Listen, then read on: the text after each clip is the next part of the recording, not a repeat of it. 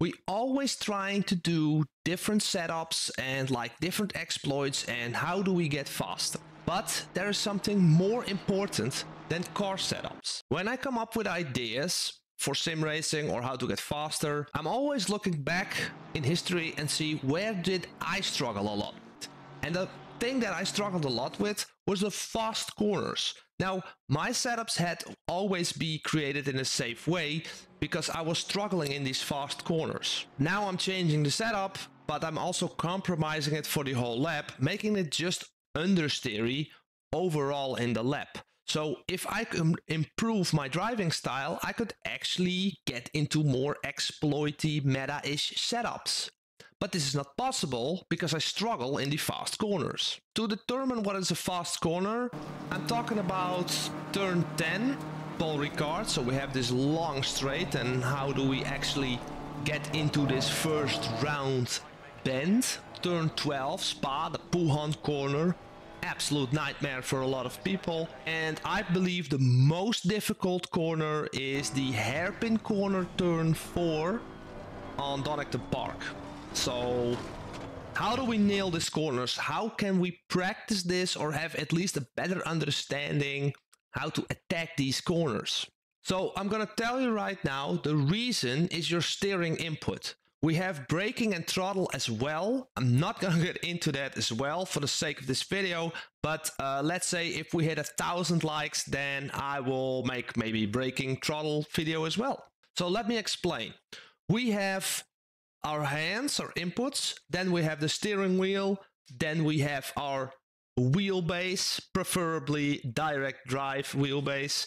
Then we have the software, which is Assetto Corsa Competizione, the best sim racing game ever. Then we're choosing a car. This is a variant we can change. We can change the car setup, and then the car setup will be like an equalizer. Yeah, we can change values to create the end product, which is the car behavior.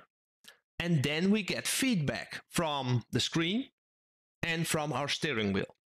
And then this loop just continues. We use new inputs, the car is gonna behave in a certain way, we get feedback, and this is just going on and on and on, and this is how we actually learn it and perceive it with our minds. So in order for you to improve your driving, you need to start using something different in your brain. You need to practice and exercise something that you did not do before. Because if you keep doing the same thing, then the result is going to be the same thing. It's a little bit obvious, of course, but how do we improve this?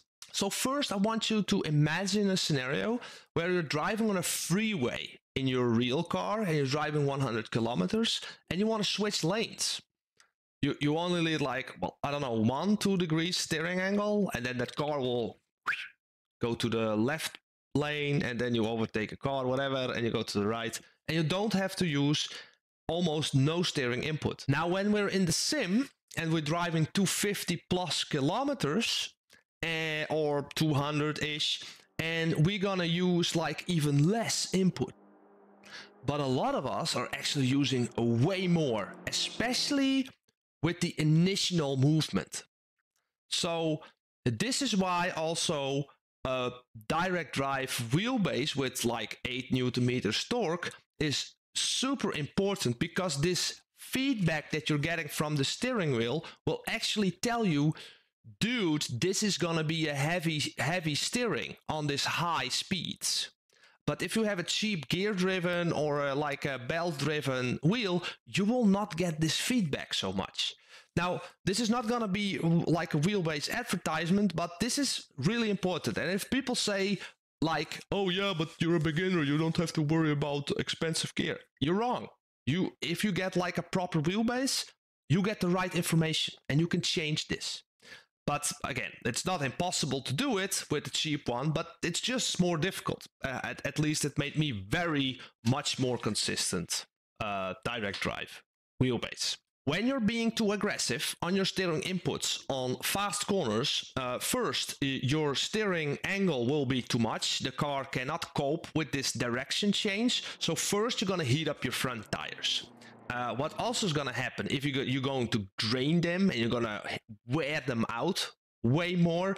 And if you have a too aggressive setup for your driving style, you will spin off with oversteer on corner entry, or snap oversteer, or just very dangerous situations overall. And if you're doing this a few laps, then you get really afraid for your car setup, which also is gonna hurt your confidence. So you are probably gonna like go back to a more safe setup so you can actually handle these corners, but then you get into the issue that you're hurting your lap time overall, because this fast corner has the most influence on your driving style. So first, you're gonna need to understand that when you're driving really fast, you cannot use harsh inputs. You need to be super slight, especially when the car is still in a straight line and it needs to change direction. Now, if you release the throttle, this gets even more exaggerated. So how do you practice this? To me, that's actually quite simple. You could go on Monza or Paul Ricard and you could just start weaving on straights. And first you're gonna do this with like full throttle, or just like when you're accelerating, and then later you can go like release the throttle and weave again, and you're gonna find that this car is gonna be way more neutral and you're gonna have way more grip on the front and you're gonna be way more careful on your input. And then you have also the braking to consider. Now, a very high brake bias will probably give you a lot of stability, but then again, the pros using a very low brake bias. So if you're using a low brake bias as well, you're actually gonna have to maybe steer and use the brakes and then not have input anymore. So this is actually a very difficult exercise to do. I really recommend you do this in your own private session. But what you also can do, like a more practical way, could be like every time you're doing your outlap. So every time let's say you do Spa or you do Paul Ricard or whatever track and you have a great long straight, you need to heat up your tires anyway for your quali lap or whatever. You can just start weaving on the straights and feel how this car is moving into different directions. And if you keep doing this, then the next time when you're at that difficult corner, you will have like twice or like quadrupled your experience with your inputs on fast corners, because you're using the radiuses on these straights to practice. And then the next time you're in a corner, you get the idea. Now, if you get adjusted to this and you're learning, and you know, this is just one technique. I'm not saying that you should not practice nothing else, but this is just something that I come up with to really feel your understanding of this car, because it's going to be different for different cars as well. Different cars react in different ways, and also their setups is going to be way different. So it's always a good practice in your outlap to start weaving on that straight and like go from left to right, feel how this car is behaving. You know me, yeah, I need to show you how this works. I'm gonna show you a setup here. We have this setup. This one should be 5.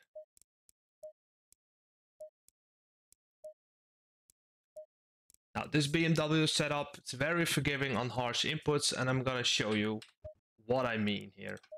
Now this is a very safe setup, and if I'm using a harsh input, it will stay in place. But you can see the yellow patches on the steering wheel, and you can also see how this car is just first making these movements. First it's going into the corner, then it's like gripping, and then it moves further. So this can hurt you in the fast corners if you go into it too aggressively. Now the next setup is going to be way more aggressive, and this is actually a competitive setup for Paul Ricard, I believe.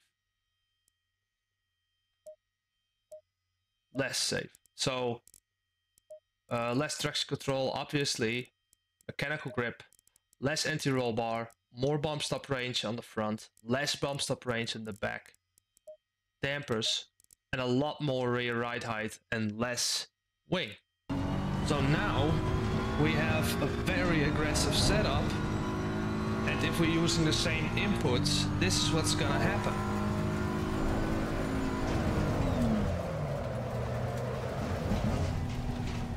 So you can see how unforgiving that is. So now, to actually practice this, you're gonna need to be more gentle on your inputs. But if you release the throttle,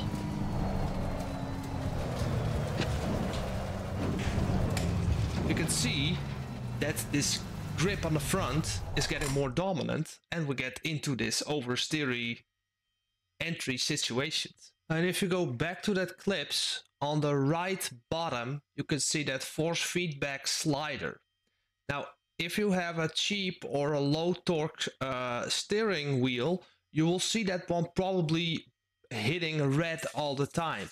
And that means it doesn't give you all the force that it wants to. So this is the feedback what I was talking about earlier.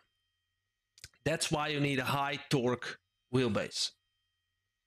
Now, if you're using this technique, and let me know in the comments if you did this, or you actually find like a new chapter in your sim racing journey, like, holy shit, I can actually practice this more, I have more feeling over this. Let me know in the comments. I think that's really, like, we're always trying to help each other, I believe. That's like the basis of this channel. But also put in, like, in the comments as well, if you have different kind of techniques that helped you in the past getting faster or understand your car better. Now, if you did this and you're practicing this, then you can get into more pointier oversteery setups, because you will have more feel for this.